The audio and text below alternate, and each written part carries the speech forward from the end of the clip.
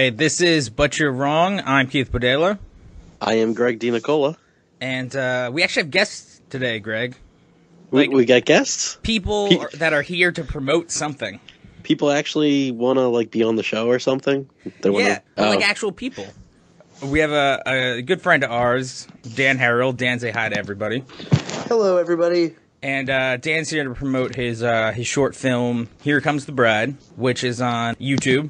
Yep, it is. I don't know how much. We'll maybe try and do a little spoiler alert before we actually start talking about it. I don't know how much we'll actually get into the short film itself. It's, 11, 12 minutes? Yeah, it's 11 minutes and 15 seconds, I believe. It's something like that. Okay. So if you want to pause it, you can go to youtube.com/ Scrupulous Pod? Yeah, Scrupulous Prod. Prod, you want to search for, which is short for Scrupulous Productions, but that full word doesn't fit on the YouTube username. Okay. So if you want to pause it, if you're by a computer, you can check it out, but we'll try and give you a heads up before we talk about it. And then we also have Barron, Chris Barron. Yes. And you worked on the special effects? Yes. Okay. Yeah, special effects. He was also a producer on the movie. Okay. Oh, yeah, I did that too. Chris, kind of a last minute addition to the plan, so that's why I'm not entirely sure what he did on the movie. I'm apparently not totally sure either. So we got these guys here to kind of talk about the movie, talk about film and stuff like that. And was there a moment or something that led you guys to do filmmaking in general? Yeah, definitely.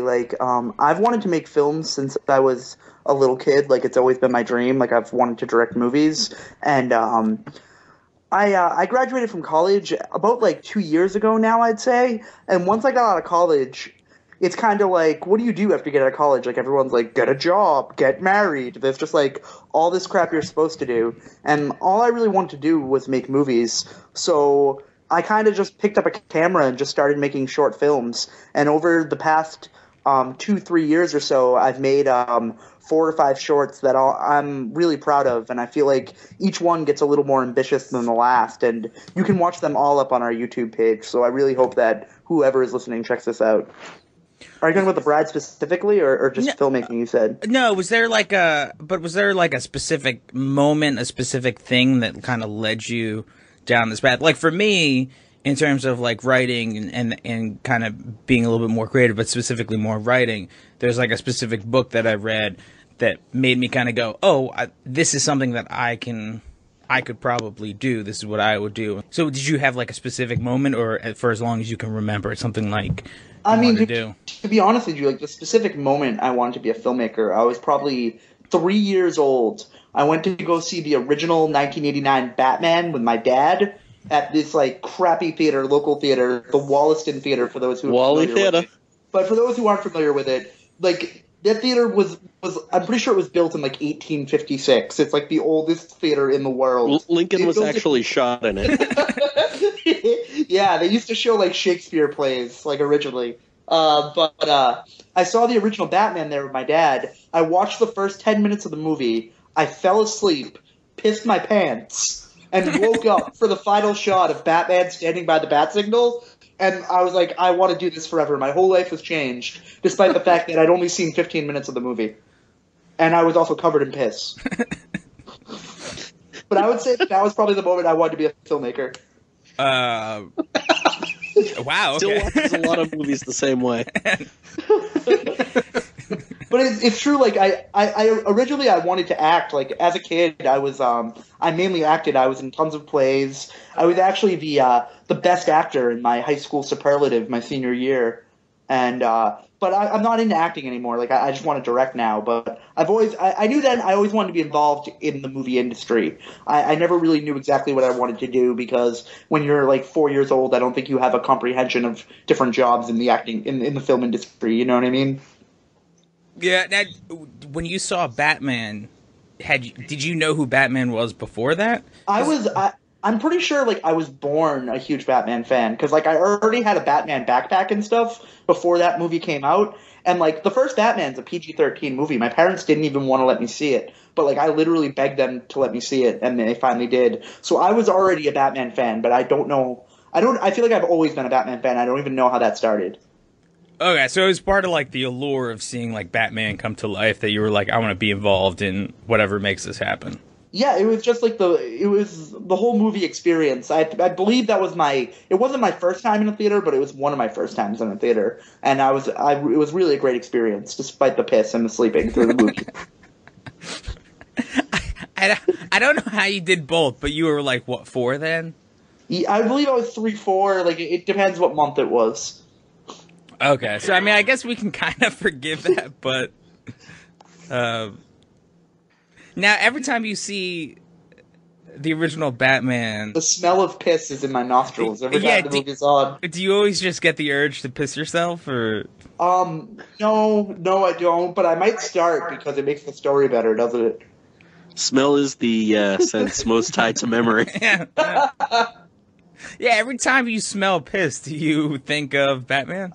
I think of Tim Burton specifically every time I smell piss, but I don't know if that's related to this experience or his shitty movies he's made for the past 10 years.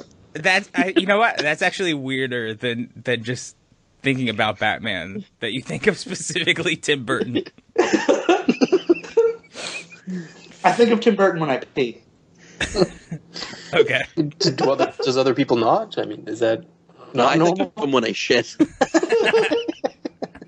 Every time I poop, I say a little prayer for that Edward Scissorhands, just a little bit. He's not accepted. Edward Scissorhands was at least decent. Yeah, it was. Edward Scissorhands is pretty great. I think old school Tim Burton is a great filmmaker, but honestly, after Ed Wood, which is a great movie, I think it was all downhill after that. Yeah, I was gonna say, like, every time I poop, I think of the Lincoln Memorial with an ape head on it.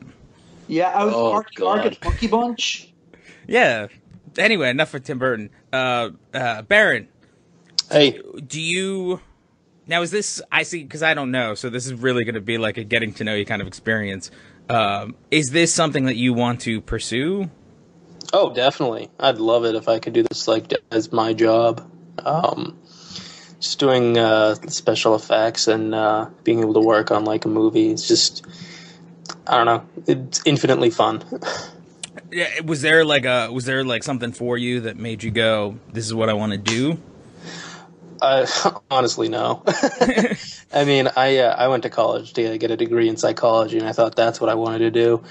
And I don't know. So I was, during all of Dan's conversation, I was like, do I have a moment? And I could not think of one for the life of me. I don't know exactly when it happened, but like, I know I started getting into it my senior year of high school, just making like really short, dumb videos. Just a friend had a video camera, and any dumb idea that popped into our heads, like we just decided to go off and do. And I know as things went along, things like I got kind of more structured. And then I don't know. I always liked the special effects side of things. I don't know, I'm pretty terrible at art, but I think when it comes to kind of the computer-generated art, I'm a lot better. I think if anyone listening to this watches the movie, they'll see how talented Barron is for the effects, because he did stuff that I didn't. I thought that we weren't going to be able to do. Like, there was a few effects shots there that I was kind of like, I know we're not going to get this, but it'd be cool. And Barron kind of lived up to the challenge and blew me away every time. I think he did a lot of cool stuff in the movie. Yeah, I have this program called Hit Film, and when Dan, like, one of the first times he like met with me, he's like, well, I have the script and here it is, and he's like during this moment, he's like, I thought it'd be really cool if we have like this going on. He's like, but I have no idea how that'd be possible, so like I might have to like rewrite that. And I go, no, that's totally possible. I can do that. And I think it like really brightened Dan's day at that point to realize that like so much of like his kind of like over the top ideas could actually be done. I think the first thing I ever saw of Barron's work was the test shots of the gunfire. Oh, and I remember because we've tried to do special effects in some of Dan's movies before, and obviously Dan's been way more, into it than I have, but I, been there for some of it.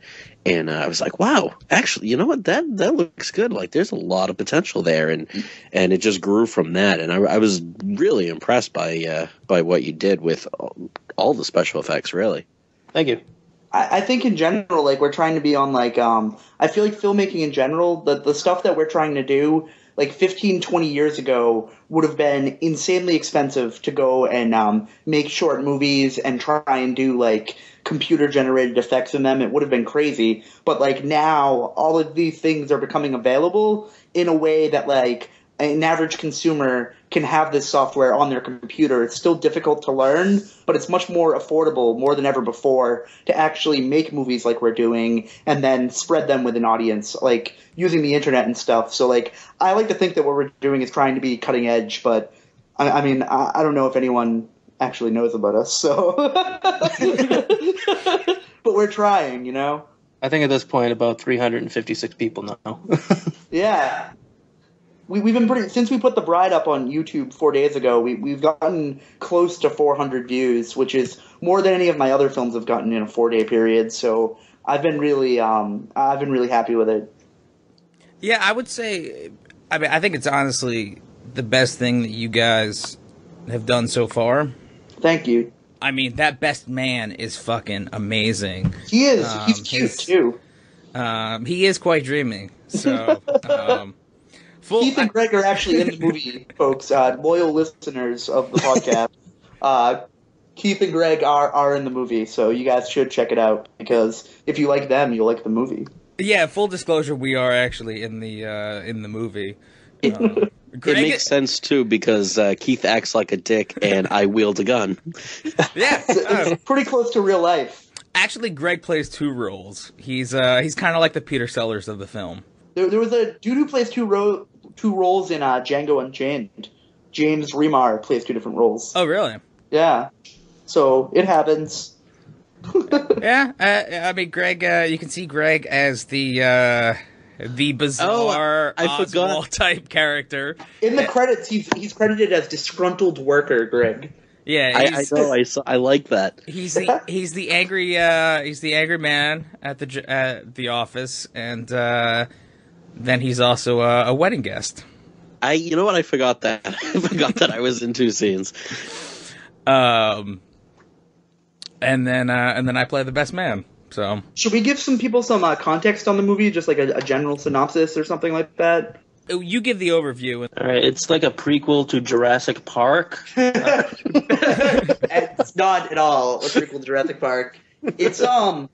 It's basically it actually kind of started. I think like the ideas for all my films are actually like relatively simple ideas, and then to me like it's more about the execution than it's about the idea itself. And Greg actually came up with the original story for Here Comes the Bride. I was talking to Greg one day at a party, and Greg was basically like, because my short before Here Comes the Bride was Innovation Education, and after I finished that short, I was kind of having trouble coming up with new ideas. I knew that I wanted to do bigger projects, which I'm still working on trying to do more ambitious projects now, but I wanted to do another short to kind of like develop my skills in the meantime. Mm-hmm. And Greg was basically like, why don't you do a short about a girl trapped in the trunk of a car? She gets kidnapped, and she's in the trunk of a car, and the whole short's basically about how she escapes from the car. And that was Greg's idea to it, which I thought was like, I'm a big fan of film noir and like old 40s, 50s movies, like Hitchcock movies. I love movies like that. And I heard that idea, and I definitely saw that we could do something in that style with that idea. And then I don't know why, but the image of that girl in the trunk of a car being in a wedding dress just popped in my head.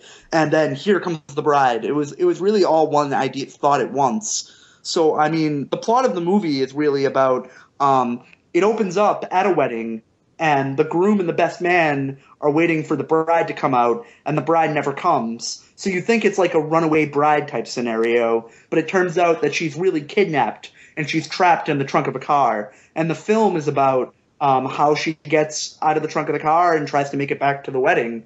And whether she makes it or not, you're going to have to watch the movie to find out. You said a couple things in there. I said more than a couple things. I mean, you said a couple things. I wanted. Things. You said, yeah. I mean, you talk a lot, but. You were like, "Shut up, you bag of hot air." One of the things I wanted to ask you about is the bride specifically. The fact that it's a bride. Is that kind of because of Tarantino? I actually didn't make the connection at first. Someone else made the connection and was like, "Is that because of Tarantino?" And I love Tarantino. I'm a huge fan, but I wasn't consciously thinking of it. Unconsciously thinking of it, definitely a little. I think that the movie itself is very different than Kill Bill, and the bride is a very different character. I guess you could take it that way, a little bit of a Tarantino homage, but it wasn't a conscious one. And I actually didn't watch the Kill Bill movies at all during the writing or production of the movie because I wanted to make sure that I stayed away from it. And actually, the night after I finished the movie, I had a little Kill Bill marathon by myself, and I watched Volume 1 and 2. I don't think it's necessarily like a huge... Well, because that's a kung fu thing, and our bride is nothing like that. You know what I mean? Yeah, there's no like kung fu western vibe to it at all. But I was just curious. It's much more about Hitchcock noir vibe. You know what I mean? And I want I don't think Tarantino owns the license on badass cinematic brides. I don't think he owns the license, but he's kind of the only one that's done it that I can think of. Well, it's funny because it's funny when people have asked me that because I feel like Tarantino, most of his career has been him taking ideas from other movies. You know what I mean? Well, yeah. So it's really, I feel like it's fair game to take some ideas out of Tarantino movies because he does the same. And a lot of filmmakers do that, really. I don't think there's anything wrong with taking influences from different sources. Totally. What would you say would be some of your influences, kind of even in general, and it doesn't have to necessarily be like filmmaking? Like in my writing, I don't take necessarily just from writers. I take from, musicians and like screenwriters. Well, I think there's a very strong comic book influence on Here Comes the Bride. Well, that's pretty obvious in the opening sequence, which is very good. Thank you. And like the whole story is kind of heightened. It's kind of in a comic book universe. You know what I mean? Like the bride gets shot and she's kind of fine. And like I wanted everything to be a little heightened, a little comic book world like that. And I thought, spoiler alert.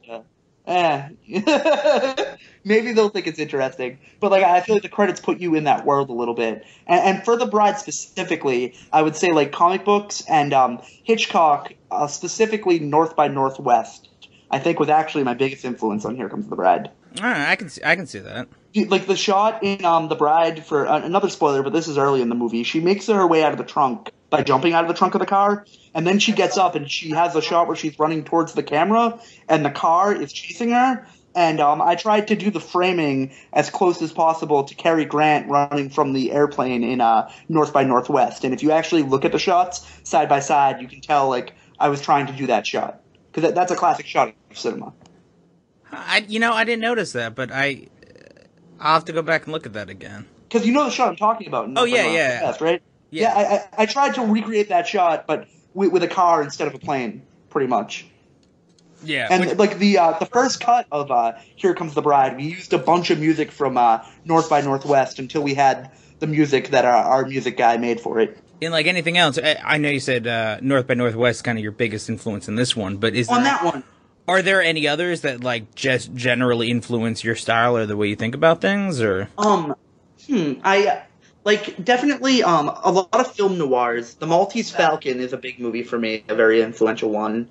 I'm a really big fan of film noir in general, and just that like kind of like dark nihilistic outlook on the world. You know, for authors, I guess you could say like Elmore Leonard, that type of vibe, like the gritty crime novel thing. Not that I want that to be my style exclusively, and not that I'm necessarily attracted to crime stories, but I really like the dark, gritty style of things.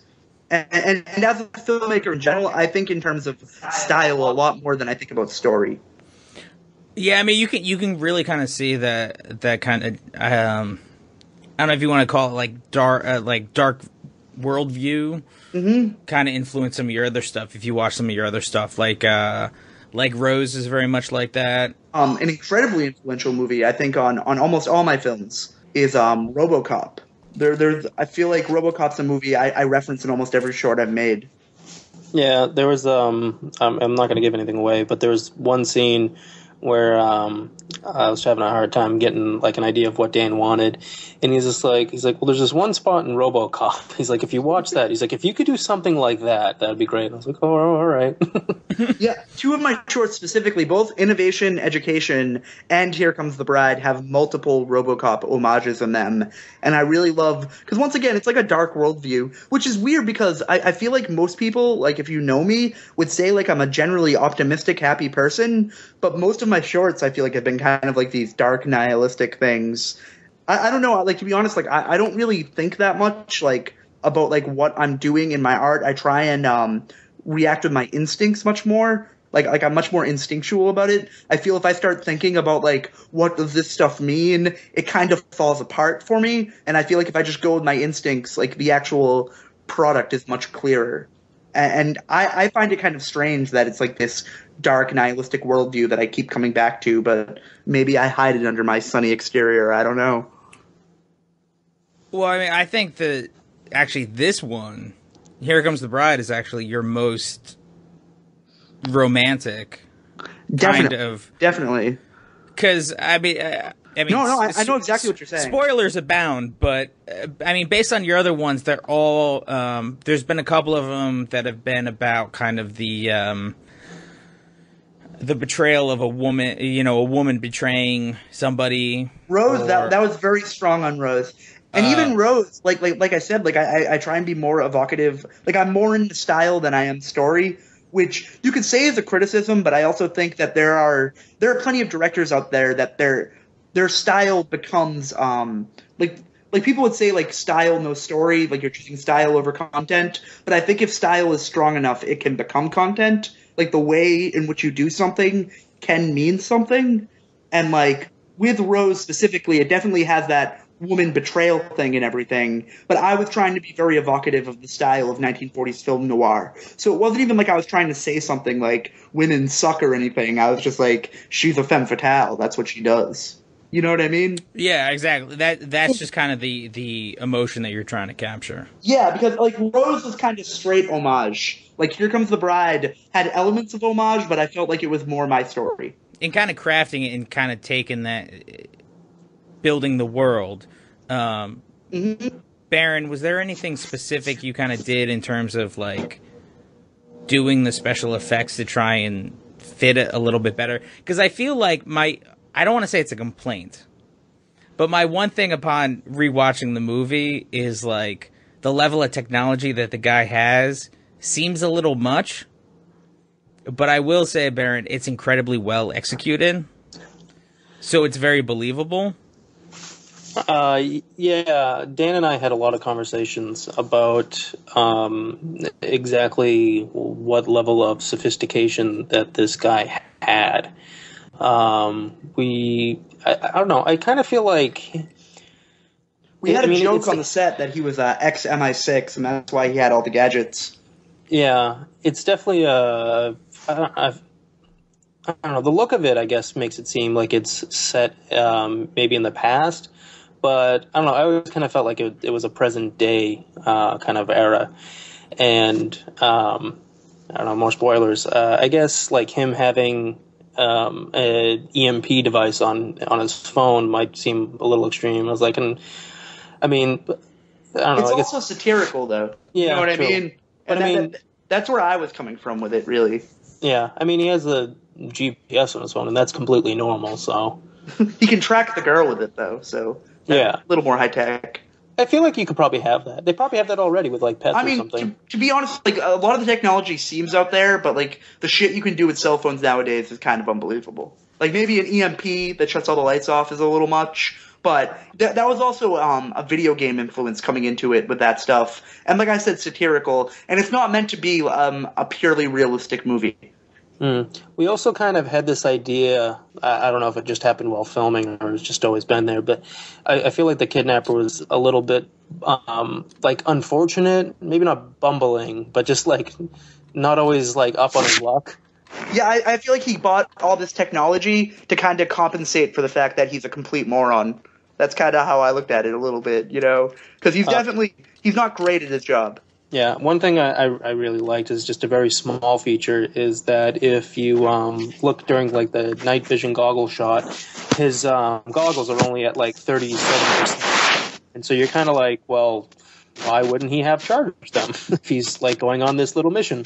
It kind of reveals character even on a special effect. The 37% is something that I picked up on like right away, and I was like, that's weird, and that does reveal something, but it's a nice like kind of sudden reveal of the character and the environment and that kind of thing.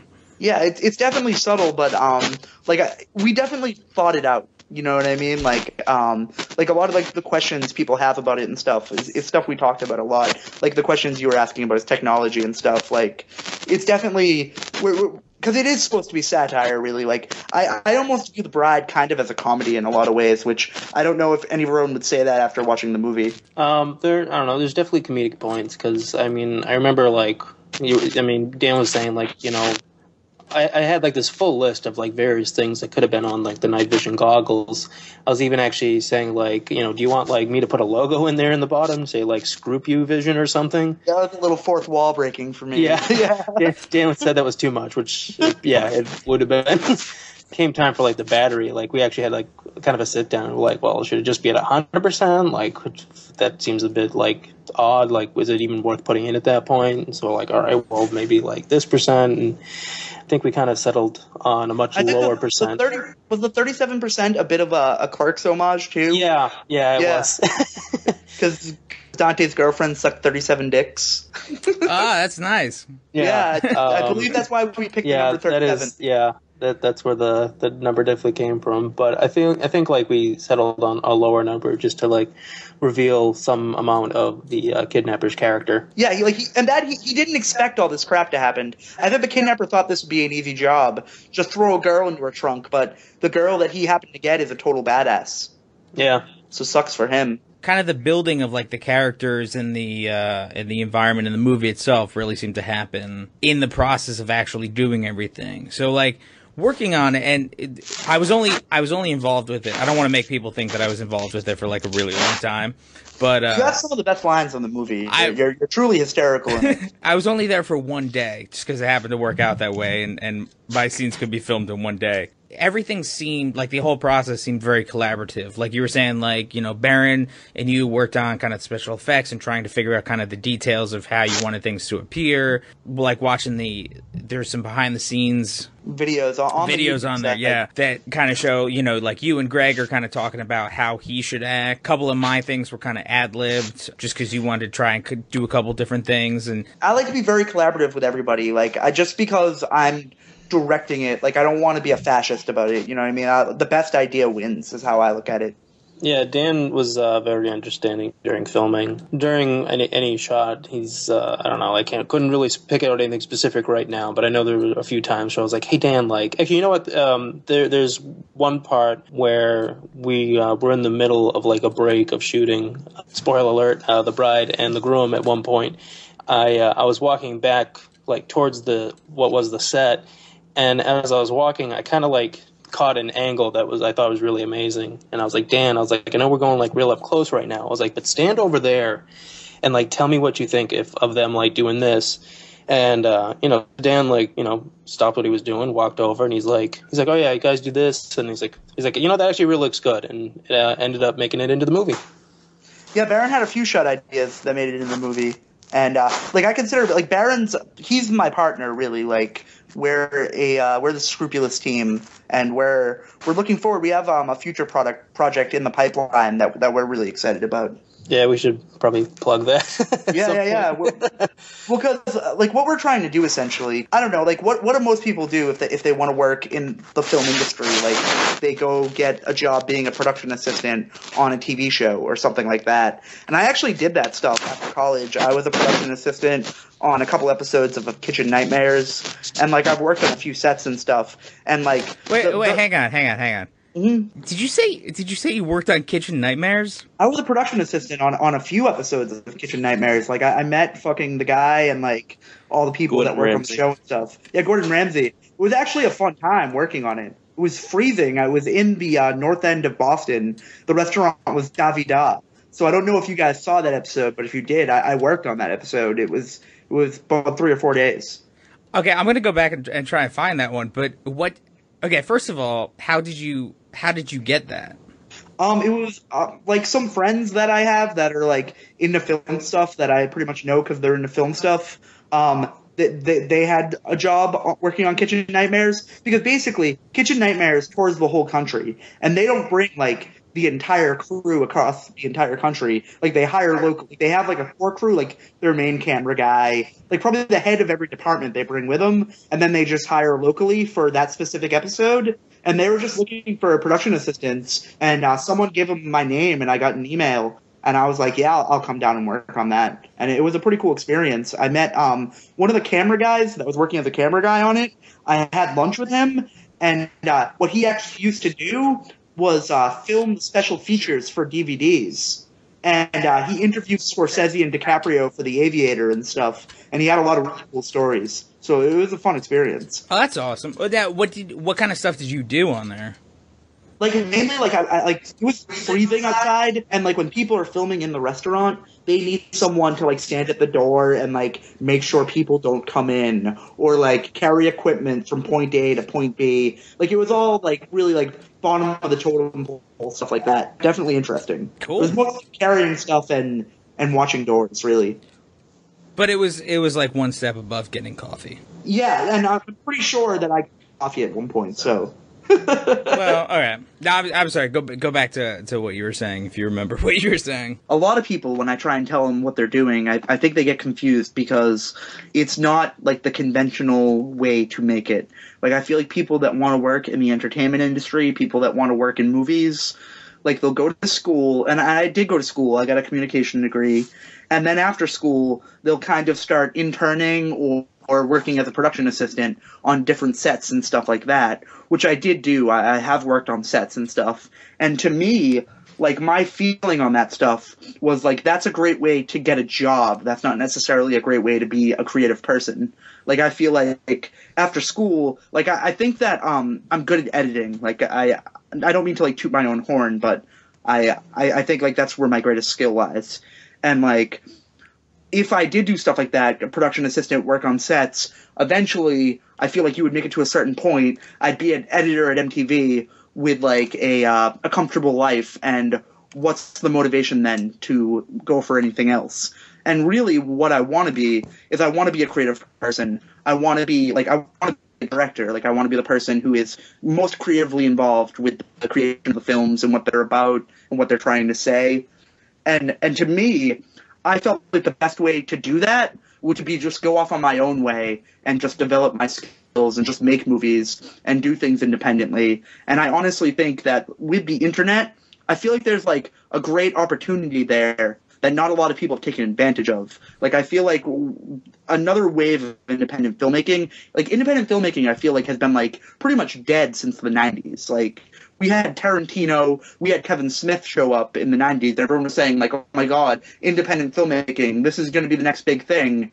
And then, I mean, how many superstars have there been to come out of the indie world since Kevin Smith and Tarantino? There's not a lot. Oh, I think the thing is, like, indie filmmaking kind of went mainstream for a while. It did. I mean, people say that Miramax was indie filmmaking, and Miramax is owned by Disney. How the hell is that independent filmmaking? Well, Miramax was independent for a while, and then it got bought out by Disney. There were a lot of other ones that would be independent, and then they would get kind of bought out. Because that's truly independent filmmaking is kind of dead. You know what I mean? Well, I think we're seeing a resurgence now, because I agree. I don't know if you saw. I think it just happened maybe yesterday. Based on when we're recording this, when this episode actually goes up, it's going to be a couple days old. But there was a guy that did a movie called Portal: No Escape, based on the Portal video game. I saw that. Now he's on hand to direct the Y: The Last Man movie adaptation of the comic book. Which they're making a movie out of that? Oh, awesome. I think he did a couple short films. He latched on to Portal and made a short film out of that and made something that would grab people's attention because of the pop culture relation to it. And then that kind of led to, as far as I know, that led to him getting the job. There's been a lot of stories about that, like the Mortal Kombat series that just happened a year ago. He put it online basically saying, I want to direct a new Mortal Kombat movie, and Warner Brothers ended up giving him money to make a web series. I really think, like, what do you need the studios for? Like, you need them for the money and you need them for the distribution. Like, that's what you need them for. And in the modern world, you need them less for that. Because the movies cost cheaper to make. Use the internet to distribute it. Yeah, the internet has kind of changed the whole... It's kind of like the great equalizer in a lot of ways. And I feel the internet did this for music, and it's like a music industry the way there used to be anymore.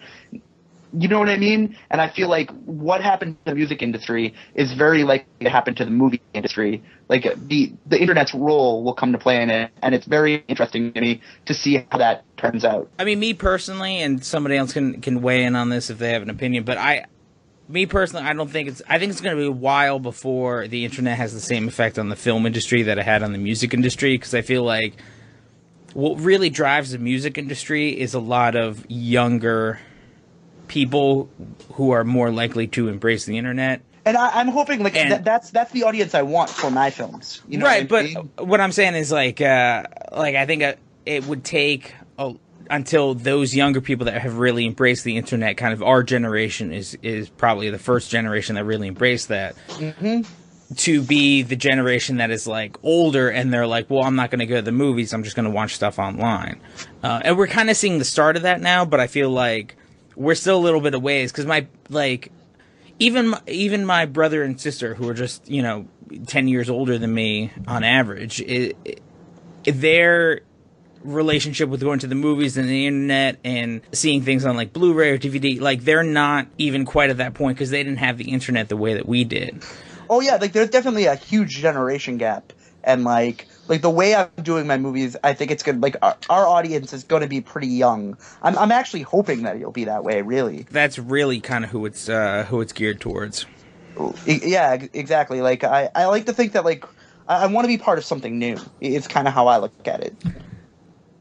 Now talking about new things, you did something that was a little different with this short film that you did than the other ones, and you actually had a premiere for it. Yeah, we got it shown at the Coolidge Corner Theater in Boston, which was pretty amazing. We had two screenings of the movie. The first screening was completely sold out. So many people came that we ended up showing it twice. We were only planning on showing it once, but we sold out the entire theater and then had a second screening half sold out. And we were pretty bowled over by that reaction. How did you decide to do that? I wanted to do something special for the premiere of this movie because honestly, like a lot of people worked really hard on all my movies. Like I'm amazed, like the work my friends put in for me and my dream blows me away every day. And a lot of people worked really hard on this movie, and I wanted to do something special for the unveiling of the movie. As cool as it is to spread it on the internet and have everyone share it, and I love that stuff, there is something a little anticlimactic about, like, the movie's released now, go watch it online. So I wanted to have something that would be like a real celebration of all the work we did. And showing it in a theater I thought would be good for buzz for when the movie went online, because there would be pictures of like, oh, we had the premiere at the Coolidge Corner Theater, and that would interest more people. So I just sent an email out to local like independent movie theaters in the area. Like I didn't email like your AMCs or your Showcase Cinemas. I emailed a theater like the Coolidge Corner Theater, which is a non-profit theater that mostly shows older films, independent films, and foreign films. And there's a lot of theaters like that living in Boston. Obviously, Boston's different than most places because of that. And I emailed 5 or 6 theaters in the area, basically told them, like, I'm an independent filmmaker. I'm making short films. I have an audience. I'm pretty sure I can sell a theater out, and I want to have my movies shown. And the Coolidge Corner Theater was the only theater that responded back to me, and they were totally cool about it. They watched the trailers I sent them, thought they were awesome, and they gave me a discount to rent out the room. So they were really as cool as possible. And I can't thank them enough. It was a great experience. That's awesome. It's a really cool place. I think people should check it out. And they've been supportive of me, so I can't say enough nice things about them. Because I was actually surprised how good they were. Yeah, they were. Just how nice the theater was. And the guy who was projecting it for us watched all the movies, really loved them. Dude actually ended up being from Quincy, which was kind of hysterical. When you originally kind of sent out that message that was like, oh, we're doing this, I wasn't sure what kind of caliber of theater you were doing it at, to be honest. I mean, obviously, like a theater that would kind of do that, like you were saying, wouldn't be like an AMC or something like that. So it'd be, they probably wouldn't have like the money to have real nice seats and stuff like that. But the pictures that you sent out, they look pretty nice. The Coolidge is one of the nicest theaters in Boston, I think. It's actually a really good place to go see a movie. I saw The Master, the newest Paul Thomas Anderson movie. The Coolidge was the only place in Massachusetts showing it in 70 millimeter because it was shot in 70 millimeter. So I saw it there. So like they do get some exclusive things like that. It's it's a very well respected theater. I love the conversation about the seats. Yeah, well, seating is very important if you're going to go see. I'm very into seating. Greg, if you're going to go see a 12-minute movie, you want nice seats for it, okay? We showed all seats no matter what. We showed all the Scrupulous films at the event. It wasn't just the new one, and did a question and answer session. It was a really, really cool day. How long did all that last? Total, all the shorts we've done is about 45 minutes total, and then about a 10-minute question and answer session. So we basically had about 2-hour screenings. Cool. We want to talk about future projects too. Yeah, that was the other thing I was going to ask you about, and then I had a question that we were going to ask you guys. We're trying to think of ways to grow our audience because essentially what we're doing right now I think is very cool and I really believe in it. But like it's hard to grow an audience when you're just releasing one short film every 7 months or so. You know what I mean? Which is kind of like the timetable we've been on. So our idea is we want to do a web series next because we feel like a web series is a great way to build an audience and then get an audience that keeps coming back because we're hoping to, have an episode every week. So we're hoping to start a web series. We're hoping to start shooting in April, and it'll be called Local Noir, and it'll be an anthology series, sort of like The Twilight Zone, but a little more connected.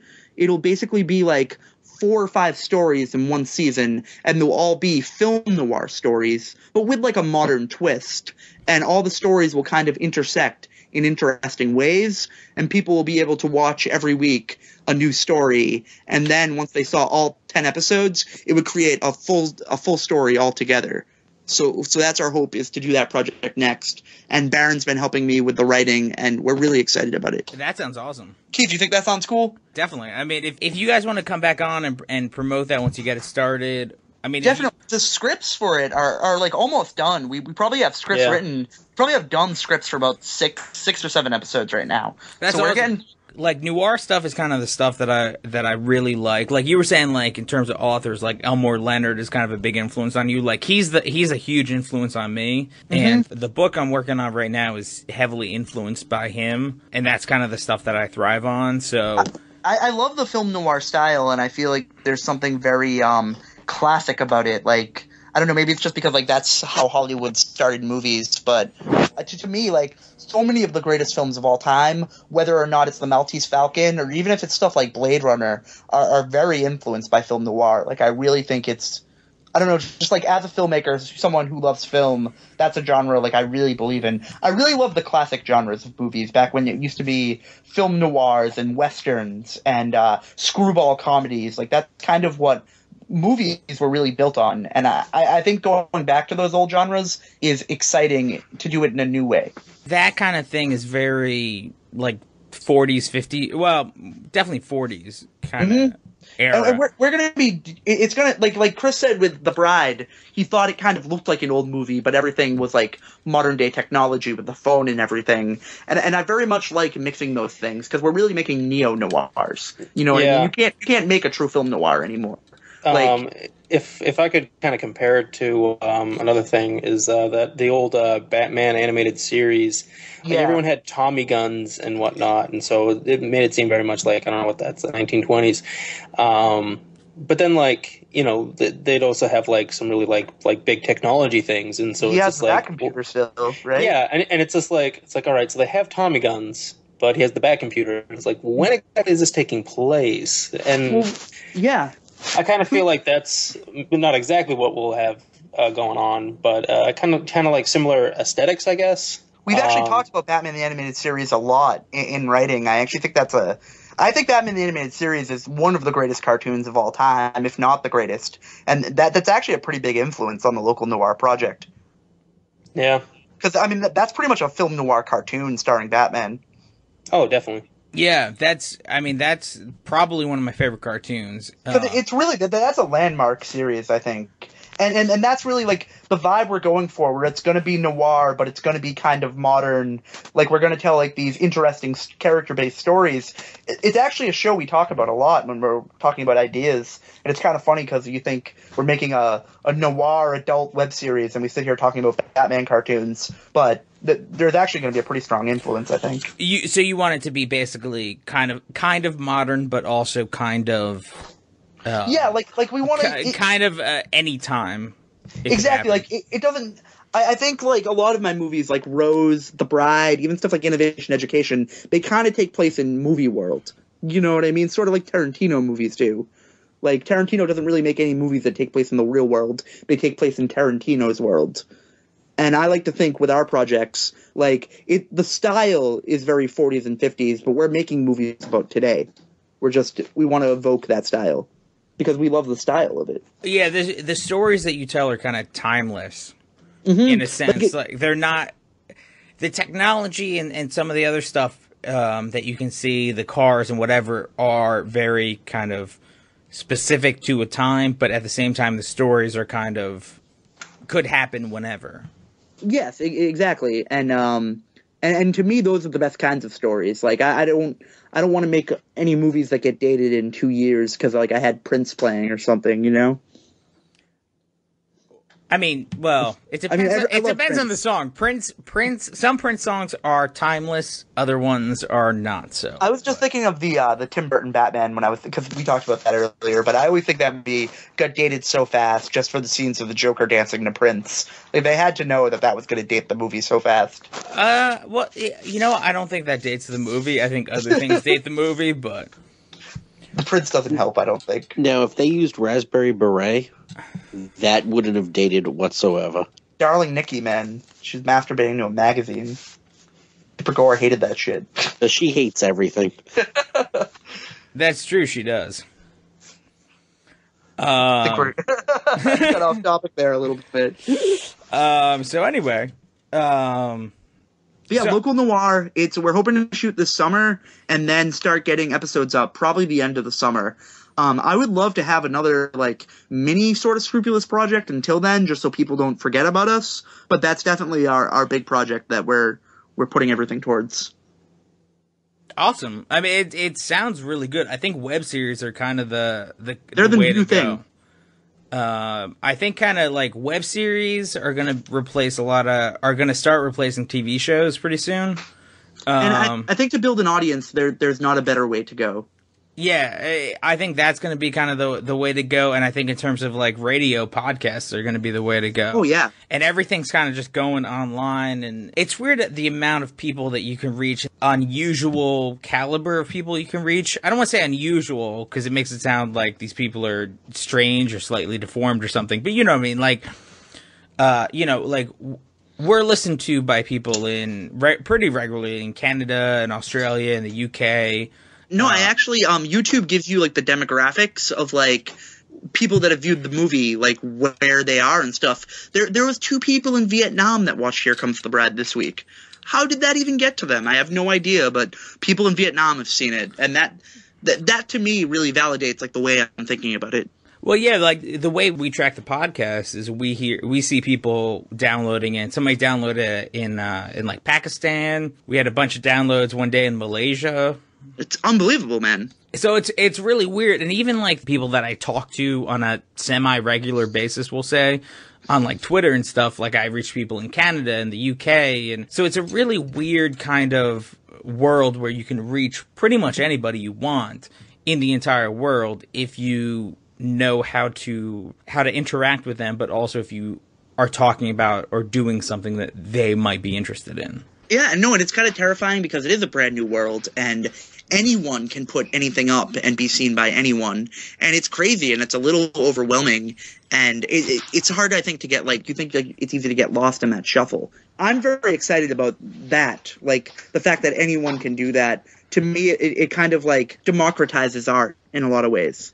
You know what I mean? We're in this weird time where, like, the people who are getting really popular right now on the internet are people that are popular for other reasons. Mm-hmm. But I think we're right on the brink of starting to really find people who are popular because of the internet, and not because of people who are, like, just getting their 15 minutes of fame kind of people, which people are already doing on the internet, but people who are actually going to become popular through the internet. So for doing interesting things and then distributing it using the internet as their primary source. Is that kind of what you're saying? Exactly. Our primary distribution for our things are going to be through the internet, and that's going to be what actually builds our audience, makes us popular. This is kind of like our James Lipton question at the end of every episode, where we have a guest, because we asked it of ourselves, and then we asked it of Andrew, and I thought it might be interesting to kind of get your guys' impression on it. It's kind of a hypothetical. All right, man, shoot. You win a contest to get digitally inserted as an extra into any movie that's in existence up till today. So any movie before today, you can be inserted into. Couple caveats to it. You can't do anything that'll change the story. You don't get any lines of dialogue. You can act in response to whatever's going on in the scene, but that's pretty much all you can do. So what movie, what scene would you want to be put into? I would throw myself, this is kind of a predictable choice for anyone who knows me, but I believe I would throw myself into The Dark Knight, and it would be the scene where Harvey Dent claims that he is the Batman and gets carried away from the cops, because there's a few extras in that scene that I think have really hilarious over-the-top reactions, and like the first time you watch the movie you're not looking at them, but when you watch it a few times you look at them and it's funny, and I would like to be one of the dudes making a funny face. Alright, you know what? I figured you would want to be in the Nolan Batman, but I didn't expect that scene. It's a good scene. Now, the other thing I forgot to mention is you can't replace one of those people. I'll just be next to one of the other goofy face guys. Yeah, you can't replace somebody that's already in the film. But, yeah, if you just want to be another face in the crowd, you can do that. Yeah, I'll be like, no more dead cops. I want to be next to that guy. I'm going to have to rewatch it to find the no more dead cops guy, but... Oh, man, the faces they make are, like, really, like, no one was watching the extras that day. It's actually pretty hilarious if you know where to look. I'm going to look for that guy. Rad. Barron, you got an answer for that? I don't know exactly where. I'd like to be kind of in the background at, like, the beginning part of Jurassic Park. But, like, not the very beginning, like, when they're actually on the island and maybe they're doing, like, a tour. I think just because it'd be really easy to just pick me out. There's like 5 guys in that movie. I'd like to be riding a raptor. Like, on it. I want to be Muldoon's, like, little buddy. Like, I carry his backpack. Muldoon. Dude, he's the man. Yeah, he is. Shoot her! He's a badass in the book, even more so. He, like, carries around a rocket launcher. It's true. I don't know if anyone's ever read the book. I haven't read the book, but that's awesome. I want to say him and either Malcolm or Grant at one point, like, there's this bit where they both have, I think, rocket launchers, and they end up going into, like, this cave or something, or just, like, this place where there's a bunch of raptors and just start blowing the shit out of them. And that's in the book. Why'd you cut that part out? Damn you, Spielberg! Yeah. Well, in the book, what's his name actually dies. The guy who, the book's a whole lot darker. But yeah, you gotta read like 200 pages of science before you get to the good stuff. It's true. It was a good book. Well, Michael Crichton. I think they also put in the movie, they had Samuel L. Jackson's character smoking to make it more okay that he died, because he was a more dislikable character if he smoked. That sounds like a Spielberg thing to do. Yeah, so I think, I'm not surprised that Spielberg was like, you know what, we're going to cut the rocket launchers. Well, in general, I think the book was a little darker than the movie was. I want to say rocket launchers. It was like something like really ridiculous. I mean, either way, it seems like something that Spielberg would cut out. Yeah. So. Yeah, he's like, we need more room for the father-son story. Yeah, and the Nazis. There's no Nazis in this movie, damn it. I thought the dinosaurs were Nazis. I mean, metaphorically they were. Yeah. There's metaphorical Nazis in all Spielberg movies, if not real ones. So was the T-Rex Hitler? Yeah. He's Big Hitler. As opposed to the little Hitler. Yeah, well, that's what like the compies are in the Lost World. The little ones that like eat those are the little Hitlers. That's what they're called. I was going to say little Hitler is Hitler's penis. Oh, he's like, that is Big Hitler to you. Thank you for the Asian accent. Are we talking about Hitler's cock right now? Is that where this has gone? From Sorry. Scrupulous Productions to Hitler's cock? Yeah, we generally... There's several things we bring up on a semi-regular basis. They include Nazis, Hitler, Columbo, and Robert Urich. Now, do you guys have anything you want to promote? Twitter? Just definitely, everyone check out Scrupulous Productions on YouTube. Search Scrupulous Prod and watch Here Comes the Bride. Watch the making of it. Watch our older videos. We're independent filmmakers and we really believe in what we're doing and we'd like to grow our fan base. And if you like cool movies, I think you would like it. I don't think we make esoteric, like weird art films. I think we make cool, fun, entertaining movies that a lot of people will enjoy. Check out Rose. Check out, what was the name of the 24-hour Gorilla project? We made one for a 48-hour film project, which was called Case File 327, The Frost Affair. And the character we created in that, who was a female private detective named Quinn Marlowe, we're actually going to be bringing back for the local noir series. So, oh, cool. Yeah, we're pretty excited about that because even though it was just a 48-hour thing and it's the least polished of our movies, I thought we created a really cool character that we could do more with. You also just joined Twitter? I did. You can find me on Twitter. My handle is Scrupulous Dan. Because you couldn't find anything easier to spell. Well, Scrupulous, because that's the production company. Well, yes, I know. It's just Scrupulous. I always have to think about it a second before I actually type it. I mean, that's true, Same. but it's catchy too. It's memorable. And it's not that hard to spell. He just sucks at spelling. Yeah, I mean, that's true, I do. But all right. Baron, you have Twitter or anything you want to promote? I do have Twitter. I will tell you what my thing is in just a second. It's probably easier to spell. No, it's not. I'm at Convol Zabaron. Jesus. You thought mine was hard to spell. Yeah, it's basically like convolution, except you stop at the L, and then it's Z-E, and my last name, Barron. B-A-R-R-O-N. You got that lightsaber thing you're working on, too, Baron. Oh, yeah. Yeah, it'll be on my own YouTube channel. But we'll link it through Scrupulous Productions somehow. So you'll be able to get to that pretty easily. And you know what? We are also going to be revamping the Scrupulous Productions website. Yeah, that's our major next project. Is we want to. There's actually, if you go to scrupulousproductions.com, there is a website there. All right. Well, thank you guys for joining us. Thanks for having us. Yeah, definitely. Thanks for having it. You guys were at rock. Check these guys out, YouTube. You search Scrupulous Productions, but there'll also be links on our Facebook page, facebook.com/butyourwrong, and on Twitter, we'll at BYW Podcast. Until next time, I'm Keith. Greg. Is Greg taking a shit? I'm Greg.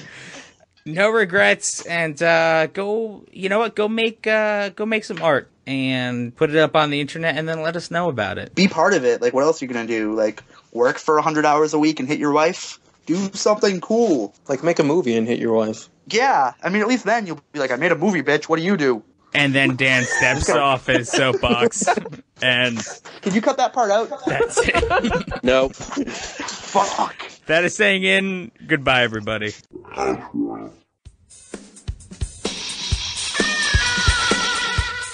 Yeah, Okay. we got the explicit rating. You can say fucking cunt muffin and stuff. You can as long as it works in context. I can't just scream out fucking cunt muffin randomly. Fuck.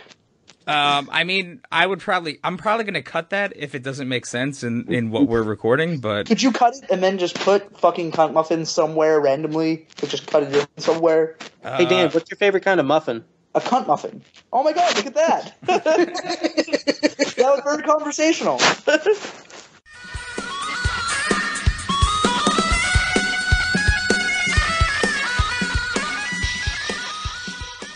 Fucking cunt muffin.